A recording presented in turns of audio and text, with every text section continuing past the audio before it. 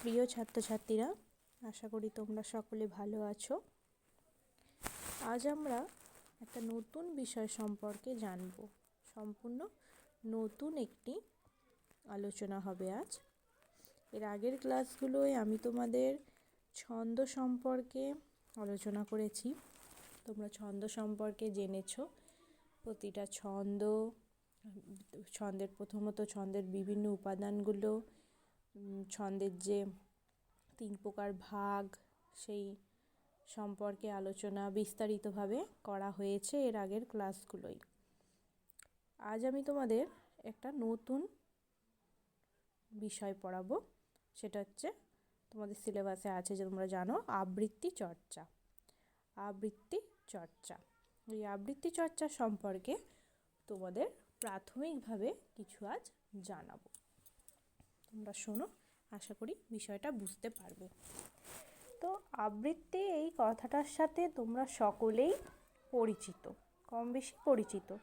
আমরা অনেকেই আবৃত্তি করতে ভালোবাসি। যে কোনো কবিতাকে আবৃত্তির আকারে যখন বলি, সেটা শুনতে ভালো লাগে। আবার অনেকে শিখি, অনেকে শিখতেও যাই, বা অনেকে একলাই নিজের ভঙ্গিতে কোনো একটা কবিতা আবৃত্তি করি।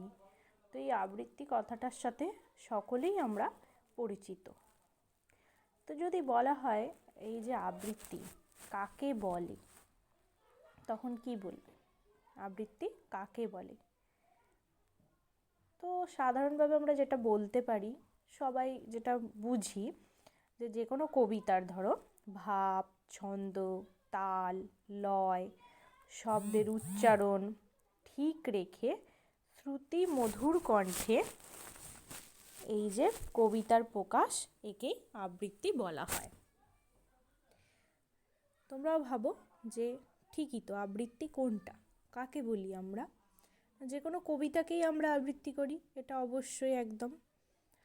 তো সেই কবিতার ভাব, ছন্দ, তাল, লয়, তারপর শব্দের সঠিকভাবে উচ্চারণ, এগুলো ঠিকঠাক রেখে, সঠিক রেখে শ্রুতি মধুর কণ্ঠে কবিতাকে প্রকাশ করাকে আবৃত্তি বলে। আগেকার কালে, মানে অনেক কাল আগে আর কি, বারবার পাঠ করাকে বলা হতো আবৃত্তি। তখন কি হতো, যে আমরা যেমন বলছি যে সুন্দরভাবে শ্রুতি মধুর কণ্ঠে কবিতার প্রকাশকে আবৃত্তি বলছি, ঠিক তেমনি অনেক কাল আগে বলা হতো যে বারবার যে পাঠ করছি যে কোনো বিষয়, যে কবিতাটা, সেটাকেই আবৃত্তি বলা হতো। কিন্তু এখন আমরা আবৃত্তি বলতে কি বুঝি? এখন আমরা আবৃত্তি বলতে বুঝি যে শুদ্ধভাবে, সুন্দর উচ্চারণে কোনো কিছুকে কণ্ঠের মাধ্যমে ফুটিয়ে তোলা। সেটা সুন্দর হতে হবে, শ্রুতি মধুর হতে হবে, শুনতে যাতে সুন্দর লাগে, ছন্দ তাল লয় মিলিয়ে মিলিয়ে বলা হয়। আবৃত্তি শব্দটির ব্যুৎপত্তিগত অর্থ কিন্তু বারবার পাঠ করা, বারবার পাঠ। আপূর্বক বৃদ্ধাতু উক্তি প্রত্যয়। প্রত্যয় সম্পর্কে তোমরা নিশ্চয়ই জানো, ব্যাকরণে পড়েছো। তো আবৃত্তিটার যদি ব্যুৎপত্তিগত প্রত্যয় নির্ণয় করি, সেখানে দেখা যাবে আপূর্বক বৃদ্ধাতুর উক্তি প্রত্যয় আবৃত্তি। প্র, পরা, অপ, সম ইত্যাদি যে 20টি উপসর্গ বাংলায় পাওয়া যায়, তারই একটি হলো আ।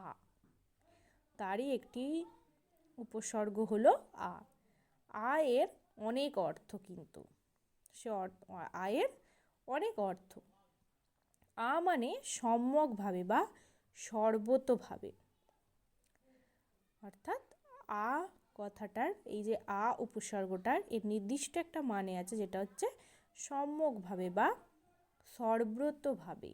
আর যে বৃদ্ধাতু বললাম, বৃদ্ধাতুর অর্থ হলো হওয়া বা পড়া। ওই যে বললাম আপূর্বক বৃদ্ধাতু উক্তি প্রত্যয়, আবৃত্তির হচ্ছে প্রত্যয় নির্ণয় করলে হয়। তো আ মানে সম্যকভাবে বা সর্বতোভাবে, এবং বৃদ্ধাতু যেটা, সেই বৃদ্ধাতুর অর্থ হচ্ছে হওয়া বা পড়া। আবৃত্তির প্রাচীন অর্থটা হয় এরকম, কীরকম না, সম্যক রূপে তো এই যে আবৃত্তির প্রাচীন অর্থটা হয় কীরকম না, সম্যক রূপে বা সর্বতোভাবে যা পঠিত বা উচ্চারণ করা হয়, উচ্চারিত অর্থাৎ উচ্চারণ করা হয়। তাহলে সম্যক রূপে বা সর্বতোভাবে আমরা যা পাঠ করি, যা উচ্চারণ করি, তাই হলো আবৃত্তি। আবৃত্তিকার অর্থাৎ যিনি আবৃত্তি করেন, তিনি শুধু কণ্ঠ দিয়েই শ্রোতাকে সম্পূর্ণ বোঝাতে চেষ্টা করেন। আমরা যখন আবৃত্তি করি বা তুমি বা তোমরা যখন আবৃত্তি করো, তখন কি করো, এমনভাবে আমরা আবৃত্তি করি যেটা যিনি শুনছেন অর্থাৎ শ্রোতা, তিনি যেন সম্পূর্ণ কথাগুলো ভালোভাবে বুঝতে পারেন। যিনি কণ্ঠের মাধ্যমে শ্রোতার মনে ছড়া, কবিতা, গল্প, রূপকথা ইত্যাদির ভাব আর নিজের ভাবার অর্থ নিজের প্রতিভা দিয়ে বিকাশ করেন, তিনিই আবৃত্তিকার। অর্থাৎ আবৃত্তিকার আমরা কাকে বলবো না, যিনি প্রথমত যিনি আবৃত্তি করছেন, আর কীরকম সেই আবৃত্তিকার তিনি কিন্তু শ্রোতাকে সেই সম্পূর্ণ অর্থটা বোঝাতে সক্ষম হবেন। অর্থাৎ শ্রোতার মনে যে ছড়া, কবিতা, গল্প, রূপকথা এইগুলোর ভাব আর অর্থ নিজের প্রতিভা দিয়ে প্রকাশ করবেন। তুমি যদি আবৃত্তিকার হও আর আমি যদি শ্রোতা হই, তাহলে তুমি যে কথাটা আবৃত্তি করছো, যে কবিতাটা আবৃত্তি করছো, আমি কিন্তু সেটা বুঝতে পারবো, মানেগুলো, ভাবগুলো, কারণ তুমি তোমার প্রকাশ ভঙ্গিমা দিয়ে আমাকে বা শ্রোতাকে বোঝাতে সক্ষম হবে। ঠিক তেমনি আমি যদি একটি কবিতা আবৃত্তি করি, যখন আমি কবিতাটি আবৃত্তি করব, তখন দেখবে যখন তুমি শুনবে যে কোনো মানুষের আবৃত্তি কণ্ঠ যদি তুমি শোনো, তো সেখানে তুমি বুঝতে পারবে যে কথাগুলো কীরকম শুনতে লাগছে, কথাগুলোর অর্থ বুঝতে পারছি কি না। বর্তমানে আমরা ফেসবুক বলো বা ইউটিউব বলো, অনেক আবৃত্তিকার আছেন যাদের ভীষণ সুন্দর আবৃত্তি আমরা শুনতে পাই। তো এক একটা আবৃত্তি দেখবে মন ছুঁয়ে যায়, কারণ কথাগুলো একদম বাস্তবের। অনেক আবৃত্তি আছে, এখনের যে আবৃত্তিগুলো আমি শুনি, বা তোমরাও শুনতে পারো, দেখবে ইউটিউবে আছে আবৃত্তি, যেগুলোতে দেখা যায় যে কথাগুলো এতটাই বাস্তব যে সেগুলো মন ছুঁয়ে যায়, এতটাই সত্যি। ঠিক তেমনি এখানেই বলা হয় আবৃত্তিকার, কারণ তিনি তার কণ্ঠের মাধ্যমে কথাগুলোকে আমাদের হৃদয় বা মর্মেও উপলব্ধি করাতে পারছেন, তাই তাকেই আমরা আবৃত্তিকার বলবো। তো এবার জানলাম আবৃত্তি আর আবৃত্তিকার। তো আবৃত্তি শিখতে হলে কি কি বিষয় জানতে হবে? কিছু তো বিষয় জানতে হবে। আমি তো একেবারেই প্রথম থেকে আবৃত্তিটা নিজের মতো করে বলতে পারি না, কিছু তো নিয়ম মানতে হবে, কিছু তো ভাবতে হবে, জানতে হবে, যার জন্য আমার আবৃত্তিটা বা আমার কবিতাটা সঠিকভাবে আবৃত্তির আকারে প্রকাশ পায়। তো কি কি জানতে হবে, কি কি বিষয় জানতে হবে, আজ আমি সেই বিষয়গুলো তোমাদের শুধুমাত্র বলে দিচ্ছি। পরবর্তী ক্লাসে ভালো করে বিস্তারিতভাবে সেই বিষয়গুলো সম্পর্কে আলোচনা করব। আজ তোমরা এই আবৃত্তি কাকে বলে জানলে, আবৃত্তির ব্যুৎপত্তিগত অর্থ জানলে, আবৃত্তি কার সম্পর্কে জানলে। এবার কি জানবে যে আবৃত্তি যদি শিখতে হয়, সেই শিখতে হলে কি কি বিষয় জানতে হবে। তো বলি একটু, তোমরা শোনো। আবৃত্তিকে সাধারণ বিষয় ভাবলে চলবে না। আবৃত্তিকে শুধুমাত্র বলছি মানেই যে আবৃত্তি হবে তা কিন্তু নয়। যে কোনো বিষয়, যে কোনো কিছু ভালোভাবে আয়ত্ত করতে গেলে তোমরা জানো তাকে নিয়মিত অনুশীলন করতে হয়, অভ্যাস করতে হয়, তবেই তা সুন্দর হয়। ঠিক তেমনি আবৃত্তিও হচ্ছে নিয়মিত অনুশীলনের ফসল। ভালো করে আবৃত্তি শিখতে গেলে পরিশ্রমী হতে হবে, নিয়মিত তোমাকে অভ্যাস করতে হবে। যে কোনো কিছু আমরা যা কিছু ভালোভাবে শিখতে চাই সেগুলোকে আমরা অভ্যাস করি, কারণ অভ্যাস না করলে তা কখনোই ভালোভাবে হবে না। সেই জন্য আবৃত্তিকেও নিয়মিত অনুশীলন করতে হবে। আর ভালো আবৃত্তি শিল্পী হতে হলে কি করতে হবে? আবৃত্তি চর্চার পাশাপাশি আরও অনেক বিষয়ের বই পড়ে জ্ঞানের চর্চা করতে হবে। কারণ জ্ঞান যত বাড়বে কবিতার বিশ্লেষণ ক্ষমতা তত বেশি করে আবৃত্তিতে ফুটে উঠবে।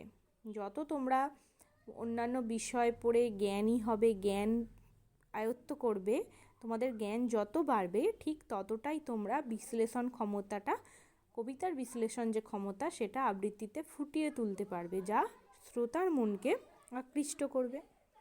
আর তার সাথে কি বলবে, আবৃত্তির সাথে নিজের চিন্তা চেতনা, আবেগ, অনুশীলন, অনুভব, মননশীলতা, মেধা, এই সব কিছুকেই কিন্তু যুক্ত করতে হবে।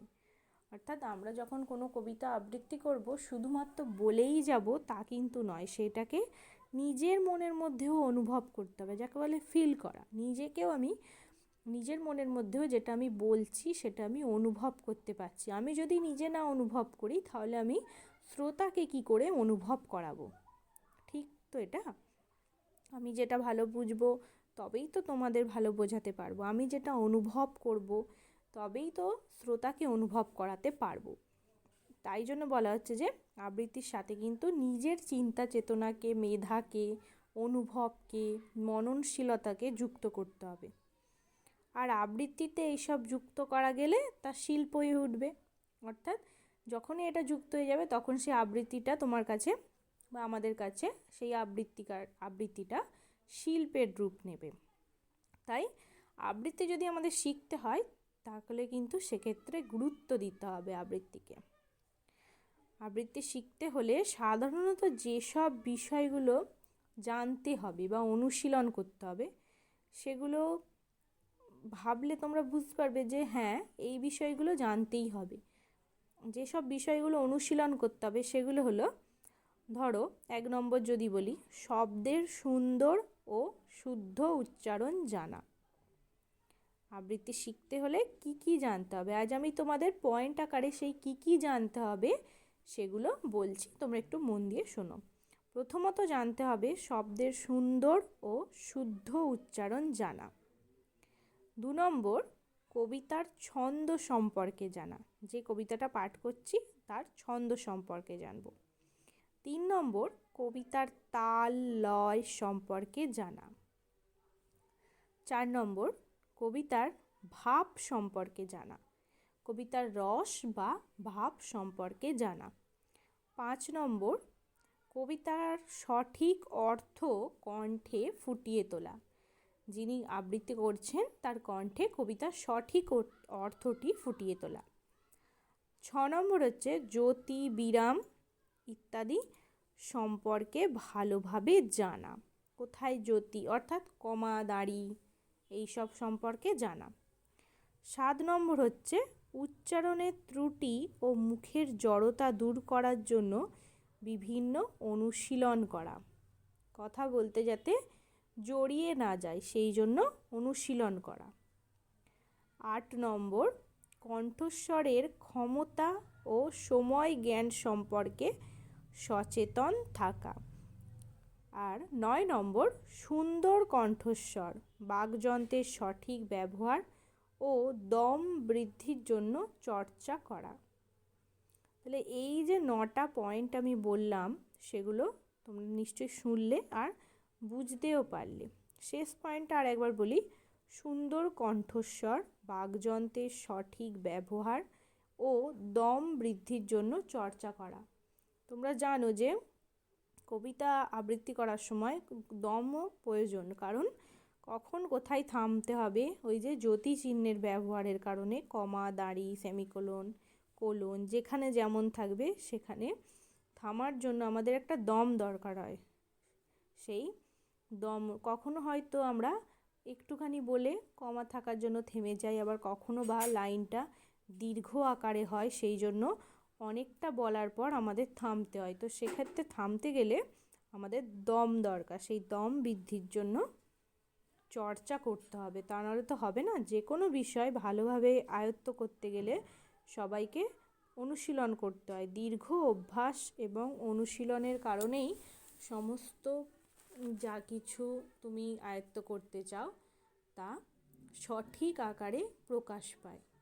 তো আজ তোমরা আবৃত্তির ব্যুৎপত্তিগত অর্থ, আবৃত্তি কার সম্পর্কে এবং আবৃত্তি করতে হলে কি কি বিষয় জানতে হবে সেগুলো সম্পর্কে আলোচনা করলাম।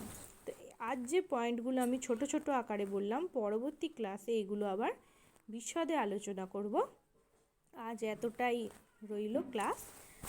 তোমরা অবশ্যই শোনো এবং বুঝতে অসুবিধা হলে অবশ্যই জানিও।